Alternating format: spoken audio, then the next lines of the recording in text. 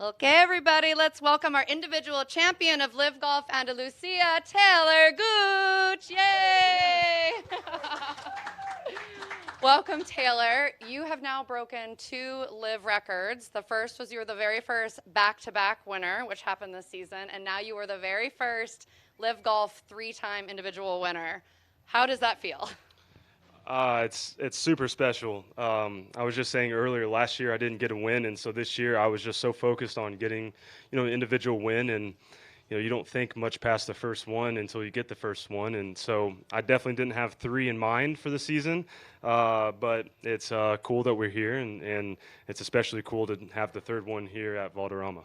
That's amazing. Tell us a little bit about the fans this week and your experience out here and what it felt like being around the Spanish fans. It's just fantastic. Like I've said probably a dozen times now, my wife and I kind of halfway joked on the second night here, like, we love this place, we love the people, like, we might need to just get a place here and spend the off seasons here. And so everything is just absolutely first class, and I'm already excited to be back here next year.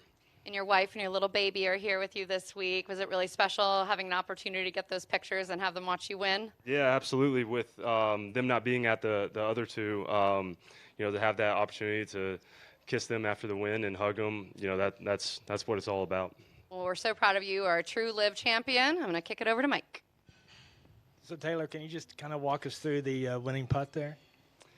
Yeah, first off, I hit a really good second shot and put us really in a perfect position to be aggressive with a putt. And the first day we didn't make a bunch of putts, and yesterday we made a few more putts, and then my caddy and I we got a really good read on that last putt. And I knew the way that Bryson had been battling all throughout the day, I knew he wasn't going to make a bogey, and so I knew he was going to take a birdie to win. And I had a really good read on it and made a positive, confident stroke. And as I was telling Jane earlier, I just felt like I was going to make it. And before I even hit the putt, I was already visualizing the fist pump that was coming with it. So I'm glad it went in.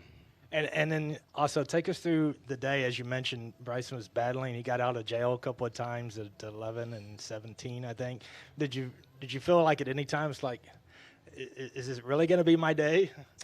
Yeah, in those types of moments, you know that the golf gods have their hand at play, and you don't know what the result's going to be, but that's where you focus on yourself, and you just try to hit, as I keep saying out here, as many fairways as possible. My game's obviously in a good state, and I knew that if I could get myself in the fairway bunch, we were going to have a chance to win down the stretch. And so we just kept plodding along, and didn't really make a bunch of putts. And then, that was the longest putt of the day, obviously. And so it was nice to, save the best one for last.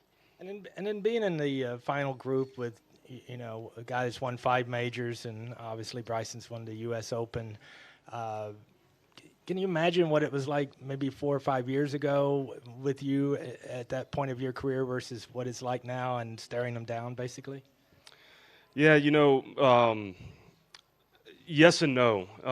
5 years ago, my game wasn't what it is now. I always had the belief that, down the road, if I week in and week out, month in and month out, that I put the work in, I knew good things were going to happen. And, we just kept building stones on this house, and building belief in this journey, and knowing that, those are the things that are going to eventually get you to these positions to do what we did today. And so, it's been a journey. It's been, years and years of hard work and sacrifice by both myself and my family and my wife and my coach and my trainer and everyone involved. And, it's not by chance that this is happening, but, I'm forever grateful that it is happening.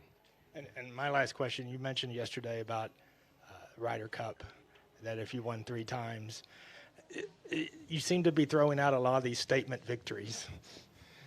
Yeah.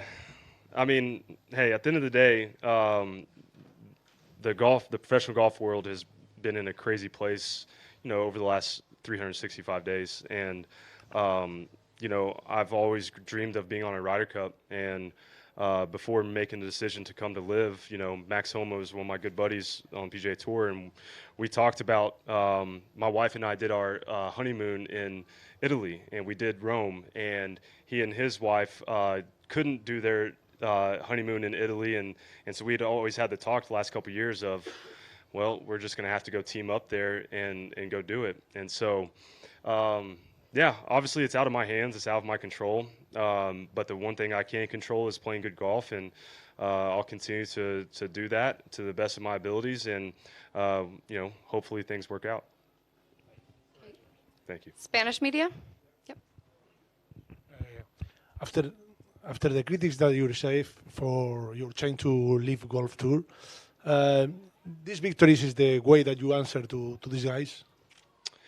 Yeah, I mean, hey, you know, at the end of the day, my job is to play golf. You know, my job is to go and play great golf. My job is to go and you know, help the range goats play great golf. And so, at the end of the day, that's each week, you know, each day. That's my focus. Everything that has been going on outside of, you know, the golf course is out of our control.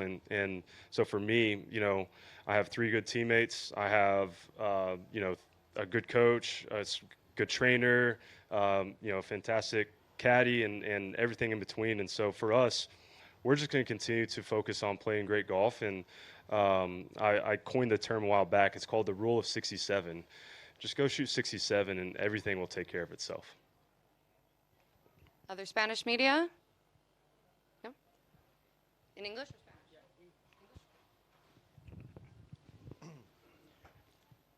Spanish? Hi. After winning LIV Golf Andalucia for the first time in this lovely course, Valderrama, which shot or which moment, what moment is in your memories forever? The last putt, for sure. Kind of coupled with the second shot. I mean, it was not an easy second shot.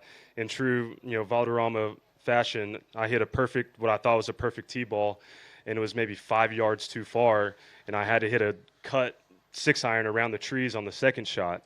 You know, a few people, you know, kind of tapped me on the side this week, and they said, this course is built for you, and it's my style of golf. And so, you know, when I was standing up on that second shot, knowing what I had to do, it fit me. And so to come through and still execute, hit that great shot, and then the putt, those 2 shots I'll never forget. Thanks, Shane. Congratulations, Talor. They can't eat you. So my question is, did you make that call this morning, and have you talked to your dad? I think it's like 11:30 in Tulsa. Yeah. I made the call. I made the call right before I went and kissed my wife before going to the first tee. So yeah, I mean, again, it's pretty boring, but same old, same old. It's, hey, go hit a bunch of fairways, have some fun. They can't eat you. Call me after. So I haven't called him yet, but I'll be calling him here shortly. Congratulations. Thank you. Talor, one last one for you. We're heading to London next, and you were there in London, and I just wanted to ask you, you know, looking back on where we were a year ago and what it felt like hitting into that tournament, and where we are now as an organization, and then also where you are and where your game is at right now. Can you just reflect on that a little bit for us? So my wife and I talk about it quite frequently. It feels like this last 365 days, we've lived about 3 different lifetimes.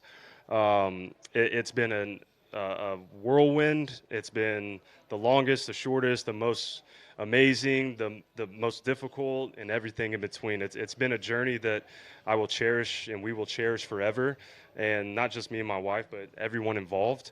You know, we set out to do something special, and it's going to be really, really, really cool to be there and to, you know, relive, you know, the last year since we were first there last summer. And so it's special, and I'm already excited about all of the books and the documentaries and everything that are going to come from it. Congratulations. We'll see you there. Thank you.